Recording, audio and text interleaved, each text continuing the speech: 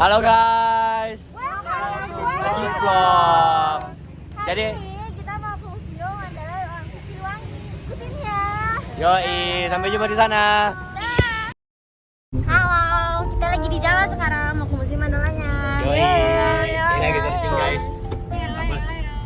Kita nanti ketemu kelompok 8. Collab see you.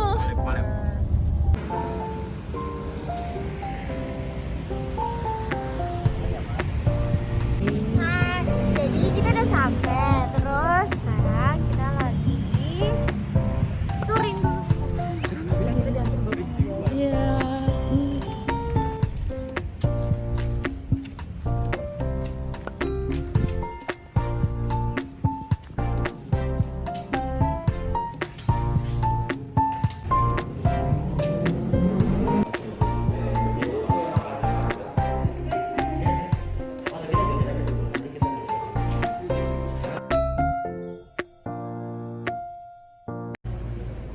Halo semuanya, di sini aku akan menjelaskan sejarah dan asal-usul dari Museum Mandala Wangsit Siliwangi sendiri. Latar belakangnya, bangunan ini dibangun pada tahun 1926 pada penjajahan Belanda dan fondasinya dibangun pada tahun 1910. Sebelumnya, aula ini tadinya dipergunakan untuk perkantoran dan tempat tinggal dari Belanda sendiri. Nah, setelah Indonesia merdeka, gedung ini beralih fungsi menjadi staf kuartit markas teritorium dari tahun 1949 sampai 1950. Gedung ini juga menjadi tempat pembentukan prajurit Republik Indonesia, yaitu Kopassus Siluman. Sejarah setelahnya adalah pada tanggal 23 Januari 1950, prajurit Siliwangi yang tadinya bertujuan ke gedung ini yang baru sampai diserang oleh APRA. Gedung ini juga diresmikan pada tanggal 23 Mei 1966 oleh Ibrahim. Oke semuanya, sekarang aku di sini bakal jelasin ruangan-ruangan atau isi-isi yang ada di Museum Mandala Wangsit Siliwangi ini. Nah, di museum ini ada 11 ruangan nih. Semua ruangan itu beda-beda isinya. Nah, yang pertama yaitu ruangan pergerakan nasional. Di ruangan pergerakan nasional ini banyak benda-benda bersejarah yang disimpan di museum ini, seperti ada sorban dari Kiai Haji Zainal Mustafa, keris dan lain sebagainya. Kemudian lanjut ke ruangan kedua, di situ adalah ruangan detik-detik proklamasi.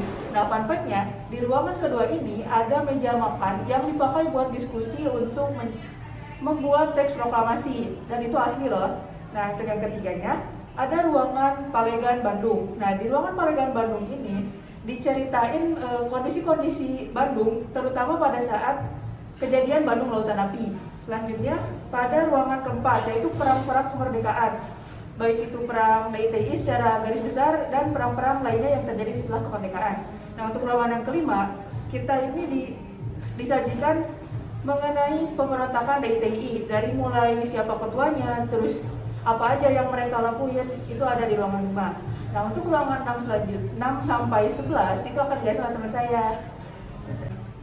Oke, jadi kan sudah dijelasin nih kalau di museum ini ada 11 ruangan. Nah, sudah dijelasin 5 ruangan pertama oleh Arha, dan aku bakal menjelasin nih 6 ruangan selanjutnya. Mungkin bakal dimulai nih dari ruangan ke-6, itu berisi mengenai penumpasan DITI. Dan di sini bakal teman-teman dapat nih foto-foto tentang penumpasan DITI itu gimana sih yang dilakukan oleh pasukan Siliwangi ini.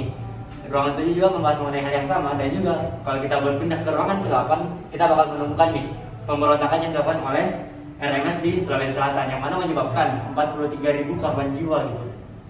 Selanjutnya di ruangan ke-6 kita disambut dengan kekejaman-kekejaman yang dilakukan oleh APRA dan RMS.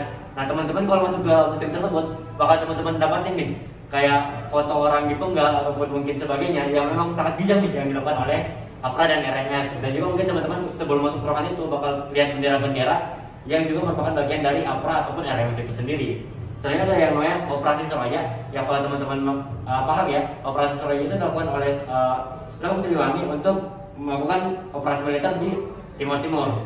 Dan selanjutnya ruangan terakhir itu khusus untuk mantan Panglima Siliwangi. Jadi itu bakal banyak teman-teman dapatin foto-foto mantan Panglima Siliwangi hingga dari awal terbentuknya pasukan Siliwangi hingga sekarang ya, yang menjabat di Siliwangi tersebut.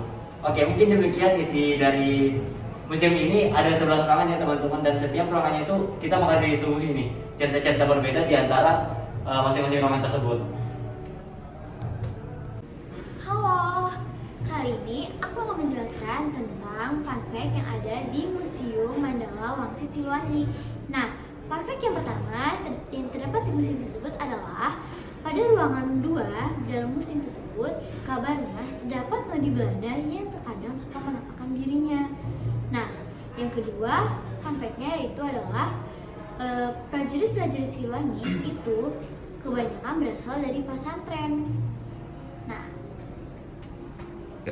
halo, untuk fasilitas Museum Mandala Wangsit Siliwangi sendiri itu ada aula untuk melaksanakan kegiatan, mushola untuk sholat dan beribadah, juga ada toilet, dan yang terakhir itu ada lobi untuk menerima tamu.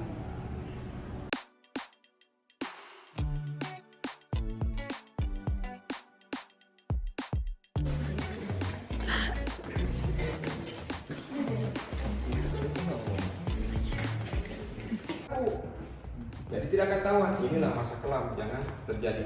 Dari sejarah itu masa Orde Lama, masa Orde Baru ada kelebihan dan kekurangannya. Yang kekurangannya, yang jeleknya kita jangan jadikan cermin, supaya bangsa kita jangan jatuh kepada lubang yang sama seperti ini. Yang baiknya pada masa Orde Lama baru kita jadikan ilmu dan pedoman buat kita semua, supaya Indonesia lebih maju ke depan.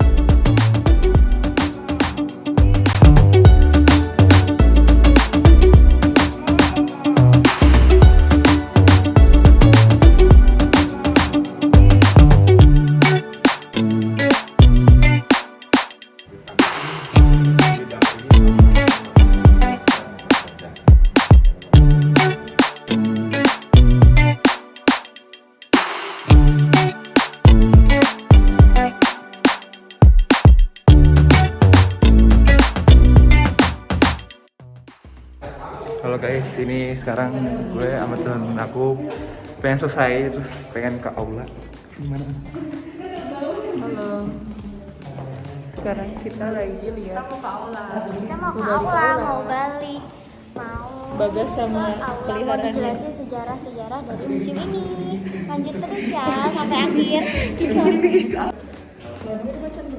Iya, tahu ini masih beneran, pegang aja, ini masih beneran, tapi udah mati.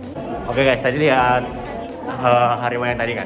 Nah itu kata Shashi asli. Itu bagaimana Shashi? Menurut aku itu asli ya. Jadi menurut pengalaman itu tuh jadi harimaunya dikeringin, terus si isi-isi tubuhnya tuh dikeluarin, diganti sama kayu-kayu gitu. Udah gitu doang Oke. sih. Itu saya nyerahin ke kalian semua mau percaya sama Shashi atau enggak, tapi aku sendiri yang ikut. Aduh ya Allah, tapi itu seru sih. Jadi kita sampai 11 ruangan nih. Dari ruangan pertama sebelum kemerdekaan sampai ke ruangan 11 tadi.